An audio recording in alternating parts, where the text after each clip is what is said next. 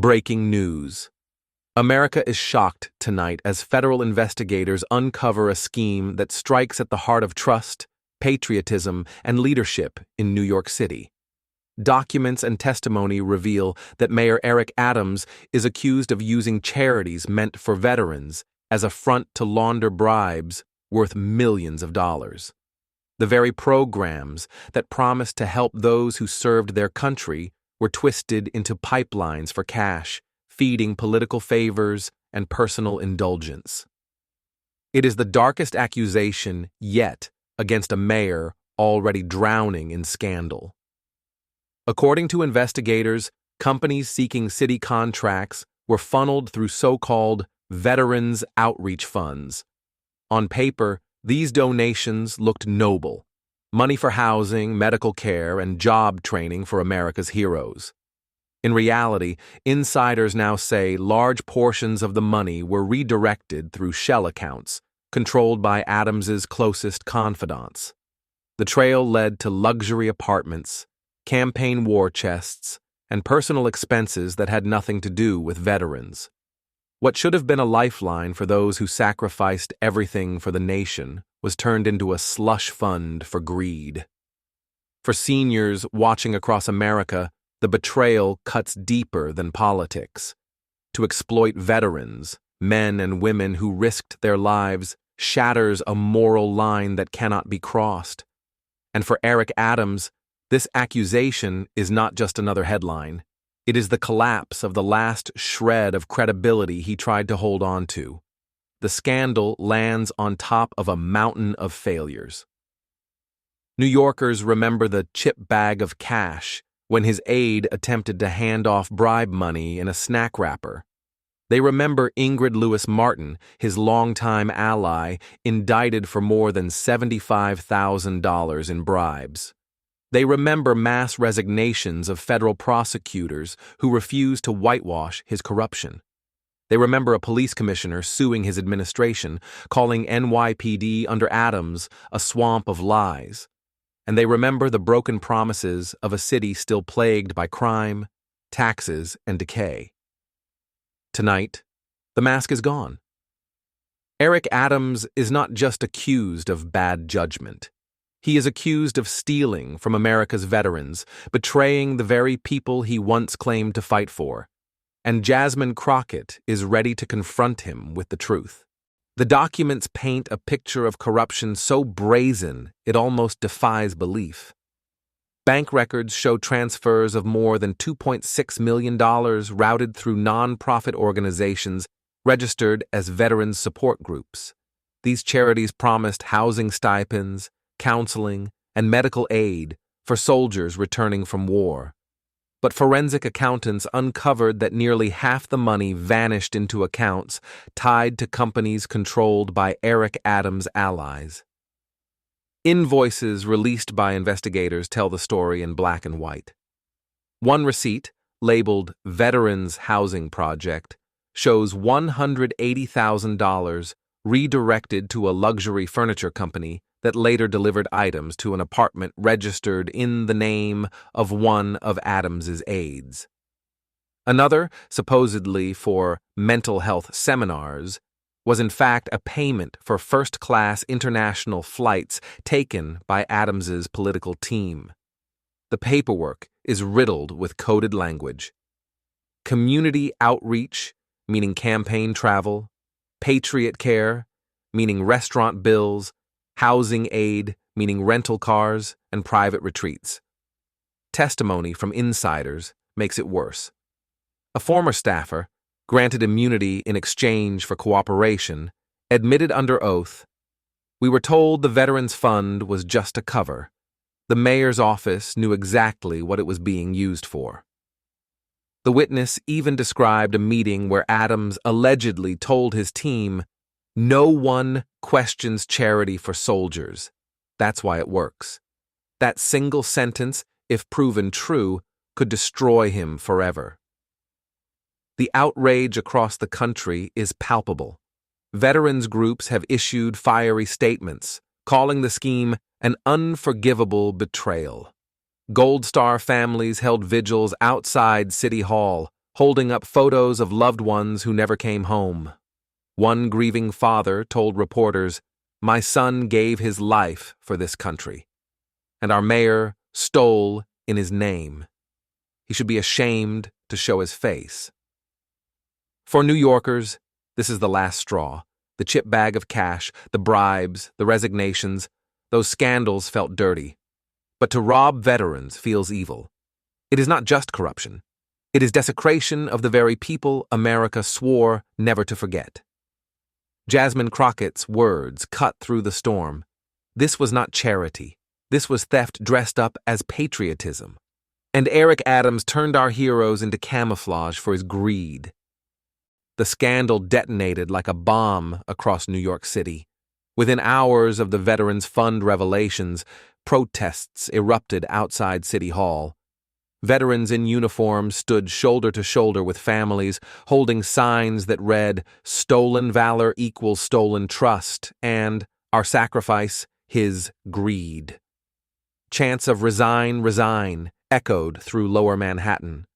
The outrage spread beyond the city. News stations across the country led with the story, and veterans groups nationwide demanded criminal charges against Eric Adams. The betrayal carried a special weight for older Americans. Seniors in retirement communities, many of them veterans themselves, watched the coverage with tears in their eyes. They remembered the promises made to them decades ago, that their service would always be honored.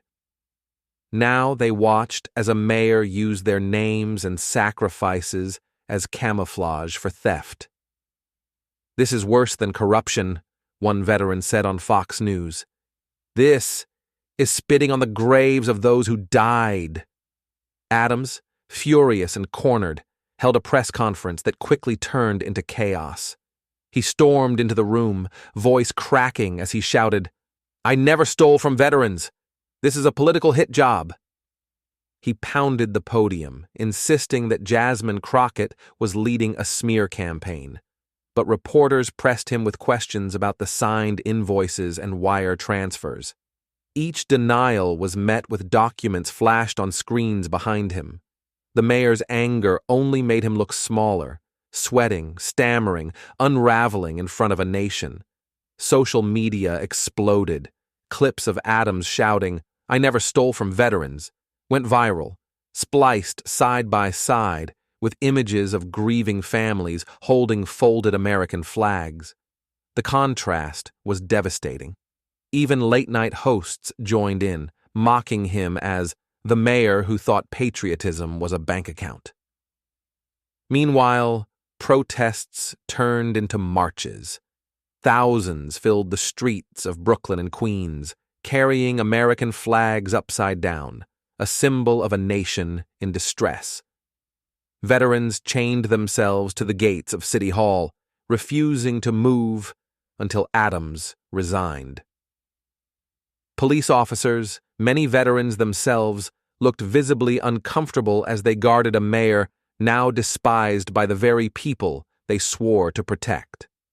Through the noise, Jasmine Crockett's calm voice once again cut through. "Anger in the streets is not chaos. It is justice demanding to be heard, and the people of New York will not stop until Eric Adams answers for his crimes."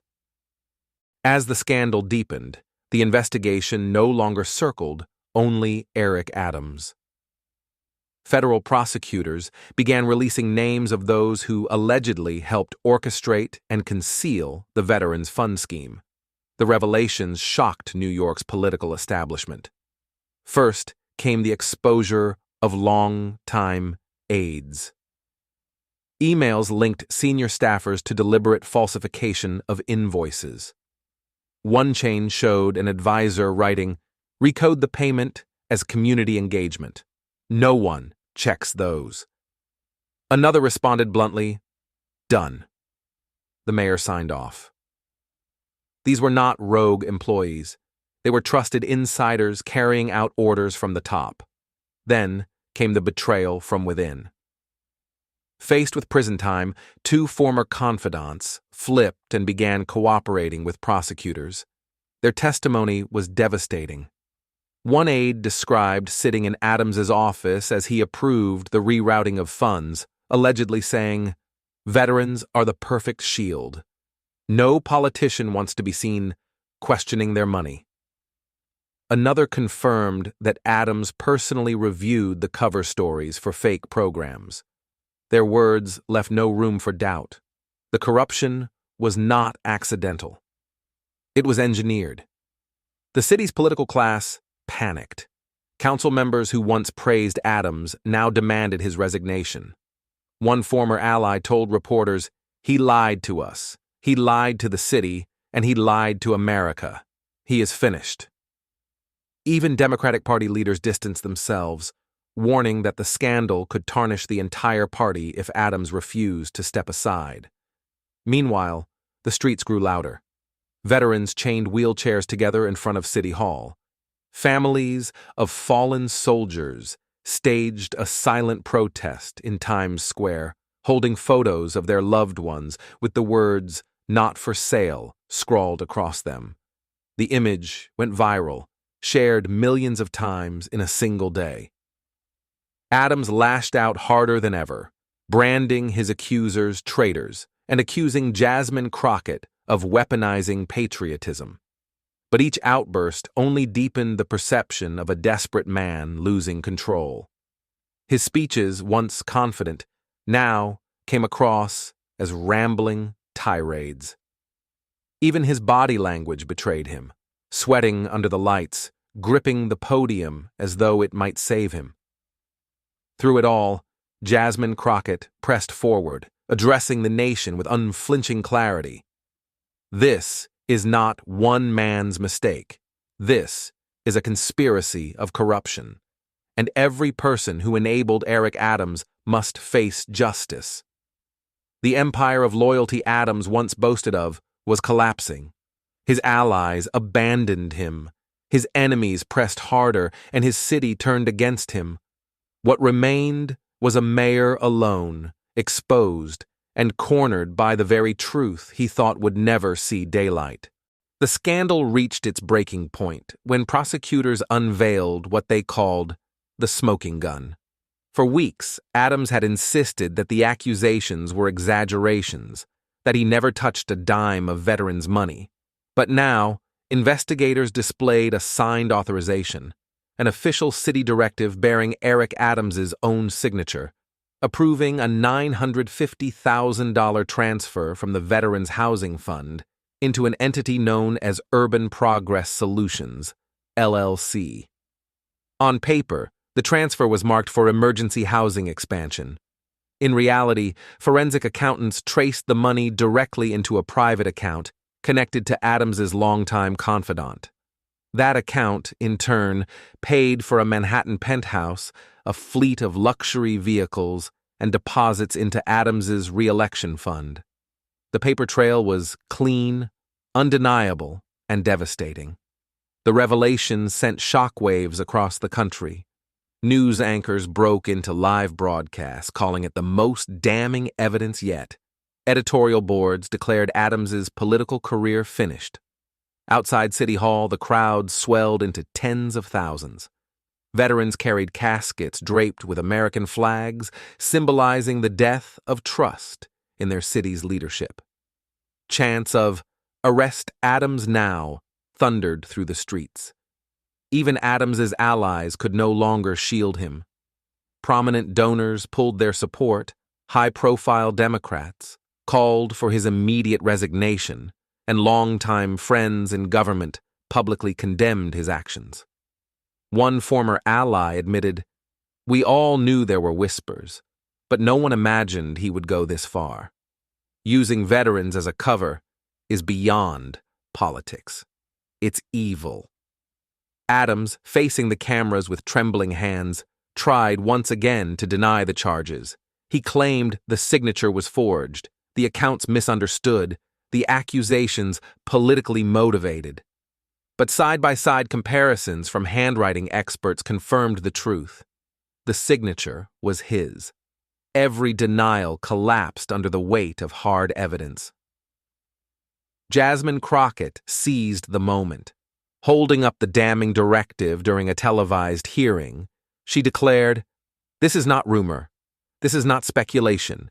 This is Eric Adams's own hand, signing away money meant for America's veterans. No excuse, no conspiracy theory, no angry speech can erase this document. The truth is here, and it speaks louder than his lies." The impact was immediate and irreversible. For millions of Americans watching, the scandal was no longer a debate. It was a verdict. With the smoking gun exposed, the walls around Eric Adams collapsed. Prosecutors rolled out an expanded indictment, naming not only the mayor, but also a dozen individuals tied to his administration, consultants, campaign operatives, and even senior city officials who allegedly played roles in the cover-up. What had once looked like a few isolated scandals now appeared as a sprawling network of corruption, reaching into nearly every corner of City Hall. One of the most explosive revelations came from seized phone records. Investigators uncovered encrypted text messages where Adams's inner circle discussed the scheme openly. In one chilling exchange, a top aide wrote, "The Vets Fund is drying up. Need new streams?" Another replied, "Boss says find another charity. No one checks them." The casual tone of the messages horrified the public. These were not simple mistakes. They were calculated decisions to exploit trust, dressed up in the language of patriotism. New York City descended into turmoil. Protesters shut down major avenues, blocking traffic with American flags and signs demanding Adams's arrest. Veterans pitched tents outside City Hall, creating an encampment they called Justice Base. Churches held vigils, ringing bells every evening to honor the soldiers whose names had been used as camouflage for theft. The anger grew so intense that even the NYPD struggled to contain it. Officers, many veterans themselves, whispered their disgust at having to defend a mayor accused of such betrayal. National media turned the scandal into a daily obsession.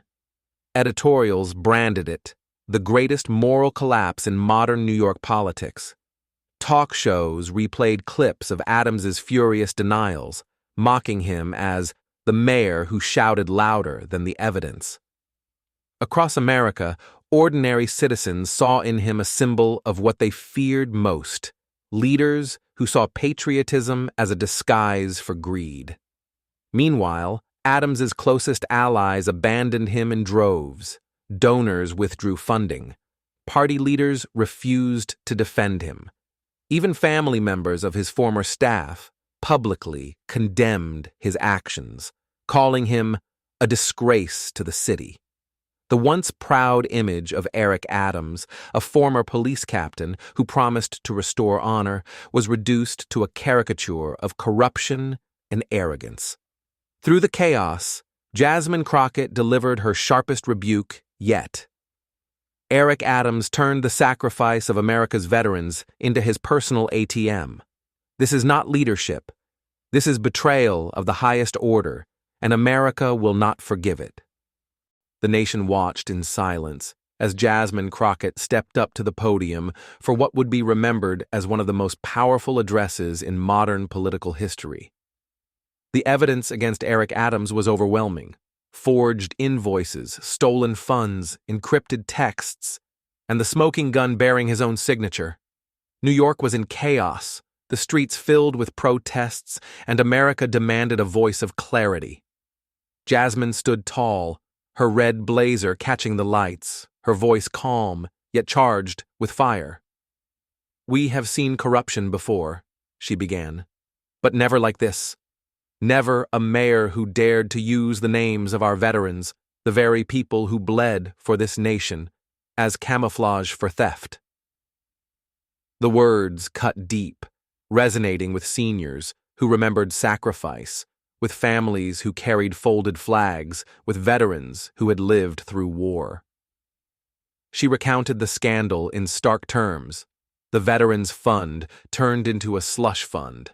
The chip bag of cash, the bribes, the betrayals, the cover-ups. Each reminder was a dagger, pulling Americans deeper into the realization that Adams's downfall was not just a story of one man's greed, but a reflection of what happens when leaders forget who they serve.